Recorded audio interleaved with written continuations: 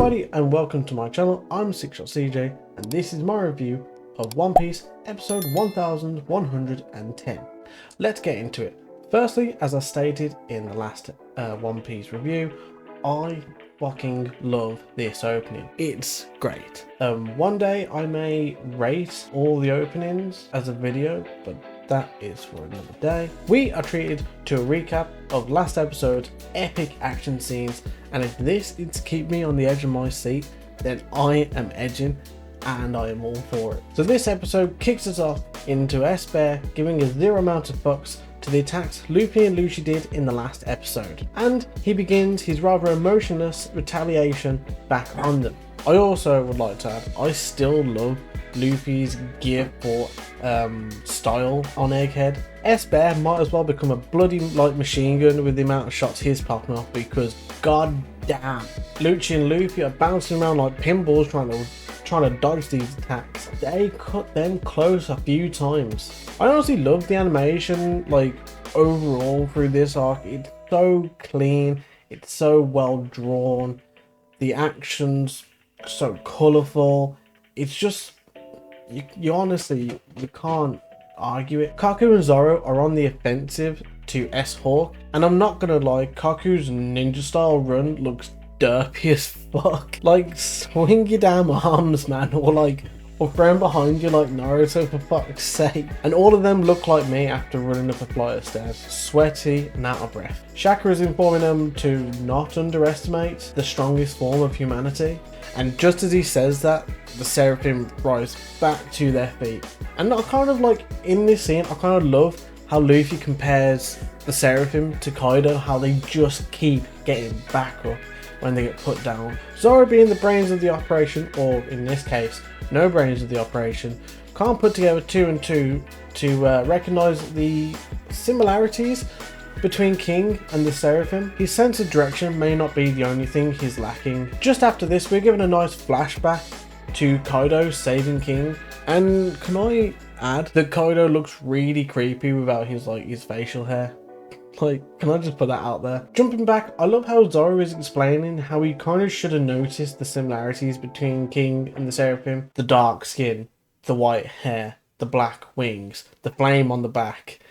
Kind of a little bit obvious. I honestly love this scene because I would honestly react the same way as the rest of the group did to Zoro. Can I also point out, I love Luffy's nicknames for people.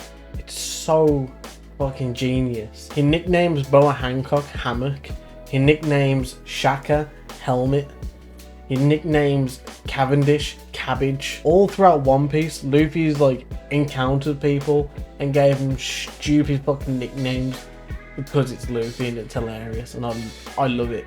Shaka leaves the group to try and locate Stella. We cut over to Group 4, who are being chased by S-Shark with zero amount of escape as he jumps and takes out Edison. S-Shark is also the copy holder of the Sui Sui no Mi, or the Swim Swim fruit, originally owned by Senor Pink. I love how adept the Seraphim are at using these devil fruits, yet not so adept as they've advanced further than the original holders. I kind of want to point out, I also dislike how Nami is afraid of combat, even though she's kind of strong and dependable and pretty intelligent.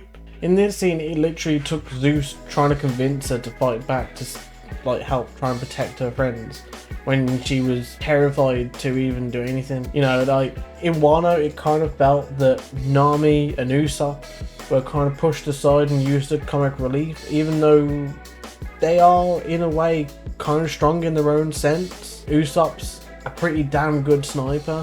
Nami has a very powerful lightning ability. However, I am so glad we get to see Sanji currently taking something seriously in this arc.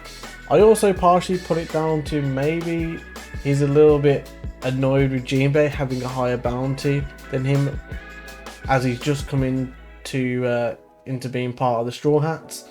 So maybe Sanji's taking this S-Shark Jinbei lookalike a little bit personally.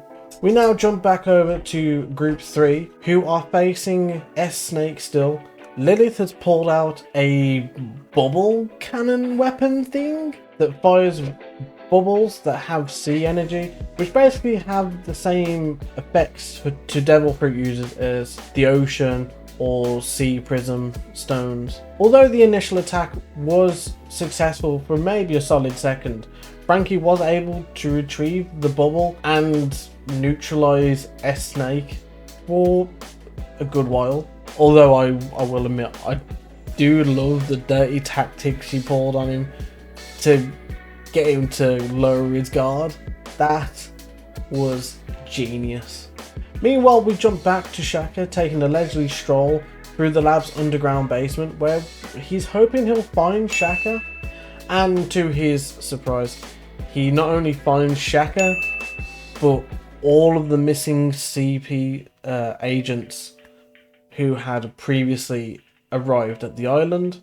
I ain't gonna lie, this scene took me by surprise. Like, I was stunned because Shaka's caught up with Stella. He's found him chained up in, I'm assuming, a tube of some kind. And Stella's like, oh, who's the person who is with you?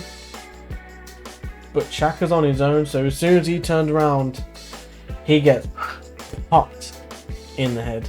And Shaka is dealt a fatal headshot, and I believe he is killed at the end of the episode, which is a horrible way to end an episode. Following that, we get our little mini Vegapunk's record library episode, where our focus of this episode is King. So we get to learn a few little info about King, Kaido's second in command. And just before you can relax and get back into your chair like this, the next episode preview drags us back onto the edge of our seats, where our mystery shooter is revealed and the plot is thickening. So if you like this episode and you can't wait to see more of my anime reviews, then be sure to hit the like button on this video and subscribe so you don't miss another epic review.